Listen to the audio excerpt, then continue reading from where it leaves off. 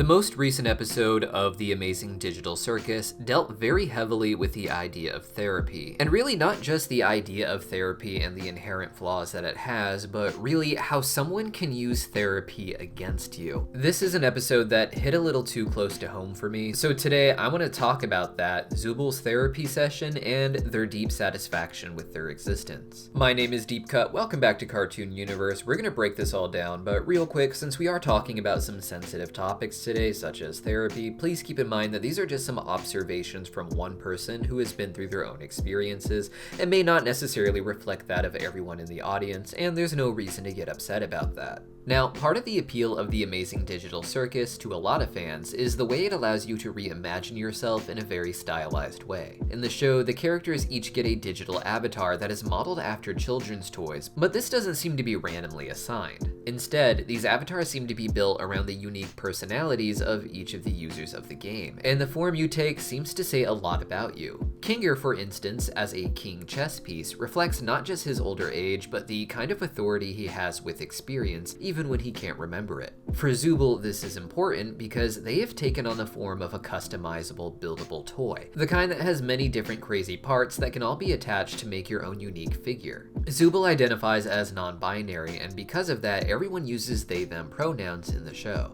Being non-binary, of course, can have a very diverse presentation, but Zooble, as a symbolic character, is able to represent a lot of those different ideas. The idea of being able to customize and change yourself is something that is inherently appealing to the Digital Circus fans, who all like shows like this or Hazbin Hotel because of the opportunity it gives you to reimagine yourself based more so on how you feel inside. For someone non-binary, this could be a bit of a double-edged sword, however. To be non-binary doesn't mean to have an inherent issue with your self-identity, as it's often just as simple as not relating to the masculine or the feminine, at least in any way that is considered typical. But for some non-binary people, and even some binary people who just feel a little bit out of their bodies, Zooble becomes relatable both in how customizable they are, but also how uncomfortable they are with that customization. Zooble was said very early on to constantly be changing out their different parts with spare pieces found around the circus, and in the recent episode, Kane has revealed the existence of Zooble parts,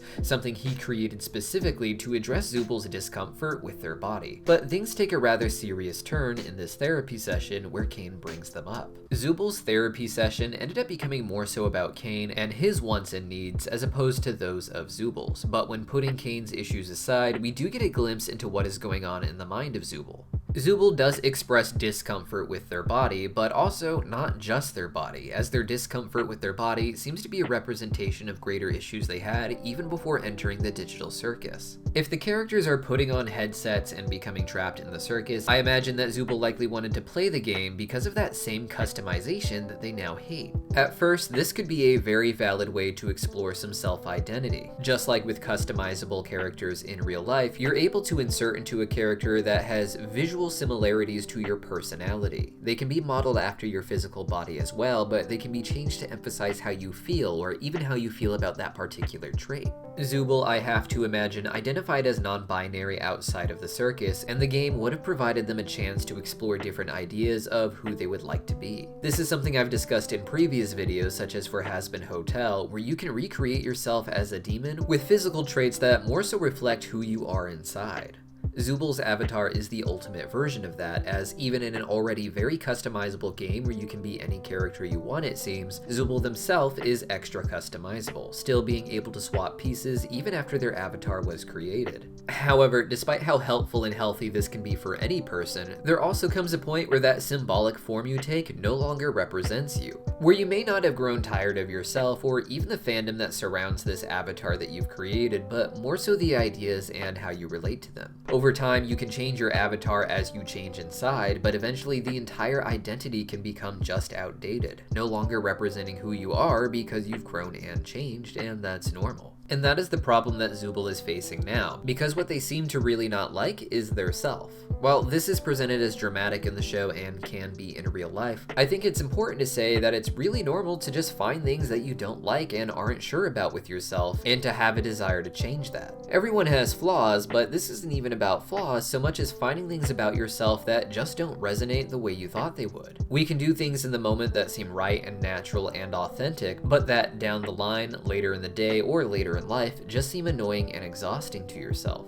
Self-development is a very complex thing, and as Zooble expresses, it is ultimately not their body that they are taking issue with, but their self as a whole. We don't need to try and assume what exactly Zooble hates, but rather it's left vague enough for everyone to be able to proxy in their own issues into a symbolic character. At the end of the day, a large part of Zooble's real problem is being stuck at the digital circus, where they don't have the opportunity to truly explore who they are anymore because the game is so limited. In real life, this dissatisfaction with yourself can be understood to eventually have an end as you work towards trying to make a new way to properly express yourself. But in the game, Zooble is much more limited. At first, Zooble may have had real fun trying out the new Zooble parts and seeing what they really liked, but eventually the entire process becomes something that limits Zooble as their ideas of who they are grow beyond the circus aesthetic. The problem in the circus is that they literally cannot grow beyond that, and at some point, the only way to continue growing and understanding yourself is to leave the digital circus behind, or for someone in real life, that fandom.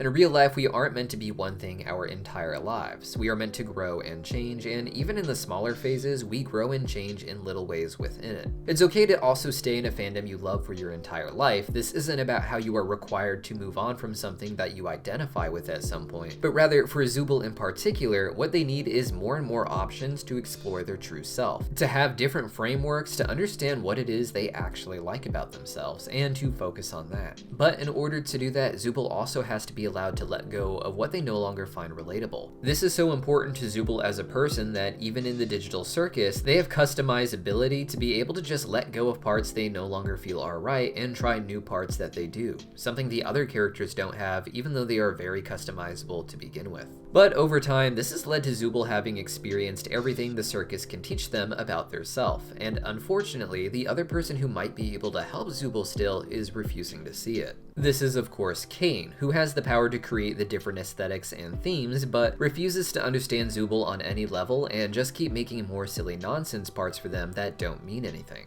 Of course, no amount of new changes would ever really solve the problem of being locked in the digital circus, but if Cain was able to stop focusing on the adventures and more so on tending to the humans' emotional needs, he could at least better help Zooble find ways to express themselves instead of just dismissing that need entirely with the new Zooble parts. Cain, however, refuses to really listen to Zooble, and I think it's really important that the writers decided to have this scene be themed around a therapy session, where the one giving the therapy just ends up bullying the patient. While Cain is playing the part of the therapist, he is much more like a father or really any dominating figure in a relationship that uses the pretense of caring about you and trying to help you in order to get what they want for their own validation. This doesn't have to be a father, and I've experienced this even myself with some pretty toxic figure that was meant to be a mentor, and it can feel very sick to have someone act like they are doing something to help you, only for them to have a little meltdown about you not acting the way that they want you to.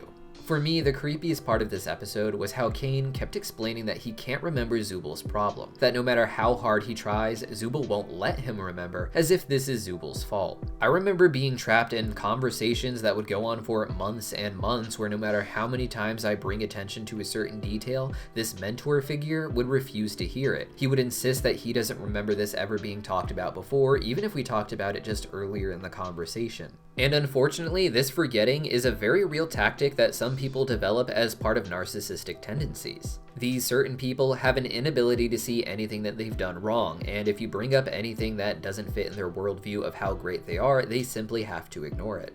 And Cain seems to be exactly that kind of person.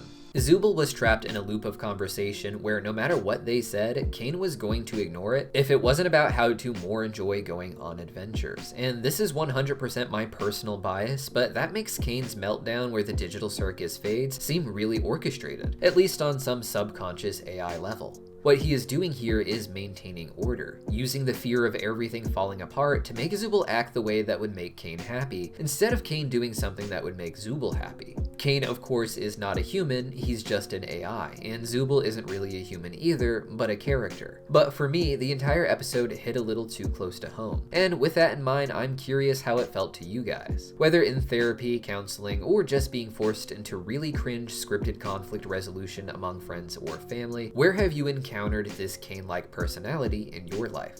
Let me know your stories in the comments down below, and please, let's try to be extra kind to each other in the comments today. See you guys next time.